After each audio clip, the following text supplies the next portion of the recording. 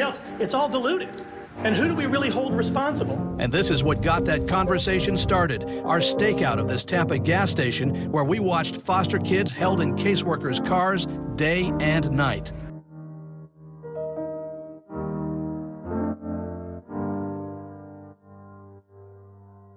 Eckerd manages Hillsborough foster care for the state, but Eckerd's lawyers insisted we had no legal right to attend last week's board of directors meeting. And they say to these guys, you're not coming into the meeting, despite what the department advises, and despite what the office of the governor advises. Somebody should be able to say, bull.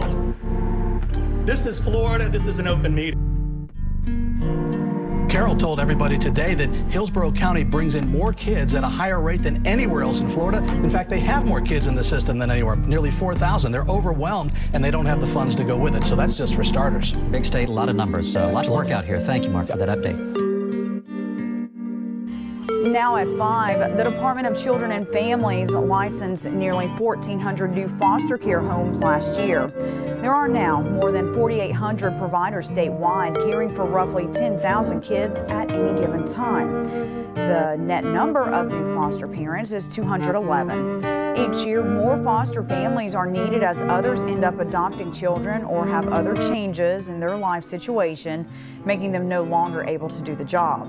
DCF says foster kids who are in state care, though no fault of their own, need families to bring stability to their lives.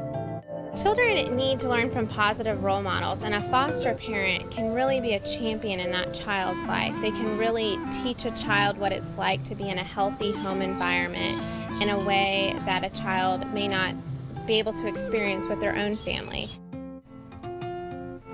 And the number of Florida children in the state's foster care system has reached its highest level since 2008, driven by both a spike in the number of kids being removed from their homes and a drop in the number being discharged after a stint in foster care.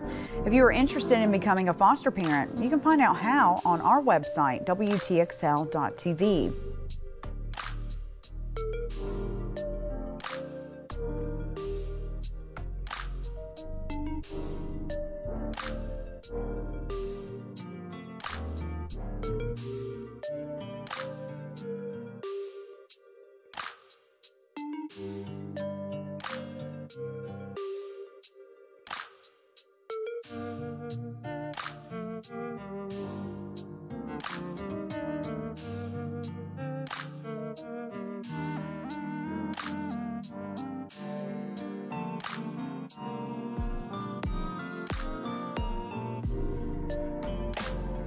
Eckerd Connect's office building on Tampa's North Florida Avenue. That's where I slept last night. In late January.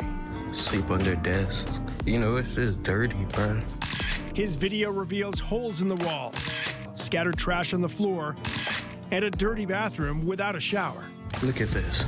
Ashes, cups. It's just not suitable. Kaufman says a police officer sent him to that office to wait for a caseworker to take him to his next foster home. Kaufman claims when he got here, there was another boy and a girl in the office, and he says no one ever came to pick them up. There was no supervision there, so we're just alone. Eckerd's chief of community-based care would not comment on Kaufman's claim due to privacy issues. He did say this Eckerd office has not been regularly staffed during the pandemic, but he adds foster children may still occasionally go there on their own. I don't know the circumstances there. It would just be guessing. But again, our rules are very strict that they would not be in that location without supervision. In February of 2018, 8 on Your Side surveillance video revealed children spending hours waiting in cars with caseworkers for their next foster home placement. Carr joined Eckerd in May of that year and acknowledges there are still children sleeping in offices under supervision when other placements are not available.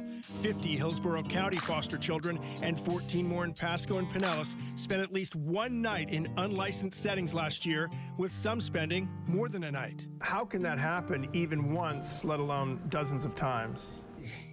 Until you're in this on a daily basis, I could see why it would be difficult to understand. But to try to find a program and a family or people that will take care of these kids is difficult. And last year in so-called night-to-night placements in Hillsborough, Pasco, and Pinellas, every day, an average of 38 children needed a new place to stay. Card says emotional issues make some children difficult to. The removal of a child from a parent does happen in an instant. I think it's a great shock for them to be taken out of their home. We know that it's increasing. We've seen our numbers climb over 2,000 kids in care, which is really quite concerning. An alarming number of Florida children are being ripped from their homes and placed in foster care. It's heartbreaking for the kids and costly for taxpayers. Millions are being spent to care for the more than 2,000 kids in Southwest Florida alone. So what's causing the spike and what can be done to prevent it? NBC2's Dave Elias is getting answers for us new at 6. Dave? Yeah, Peter, I discovered over the last 5 months, 331 children have been taken from their parents in Lee, Collier, and Charlotte counties. Now, that's a 17% spike. The cost to taxpayers is astronomical. Tonight, a closer look at the problem. Every child needs a mommy and a dad. Alana Dennis should know. She and her adopted sister, Brooke, spent years in foster care before being adopted. We need parents to love kids. Parents like Christina Dennis. She adopted the girls and has fostered 65 children over 9 years. There's so many more children needing homes, and there's just not enough homes out there. We've seen our numbers climb over 2,000 kids in care. More than 2,300 kids. That's a 17% increase in just 5 months. These are unprecedented numbers for us. So are the costs. That spike has taxpayers spending an extra $200,000 a month. If it continues, the organization placing the kids will surpass its $39 million a year budget. It'll be quite concerning and serious for us. Nadaray Salim heads the Children's Network and points to a number of issues causing the sudden spike in foster care. Substance abuse, domestic violence, and struggling with mental health. Those are the 3 top leading causes of child abuse. Abuse that Wendy and Paul Vernon are familiar with. We've always had a passion for families and for children. They've fostered 34 children. They're one of 329 foster homes in Southwest Florida. It's very hard to say no because you know that child needs to go into a loving home. The spike in foster kids means more loving homes are needed. Take the first step and you will never regret it. Something that Alana and Brooke know firsthand after living in foster care for years. Will I get a family and like sisters and brothers?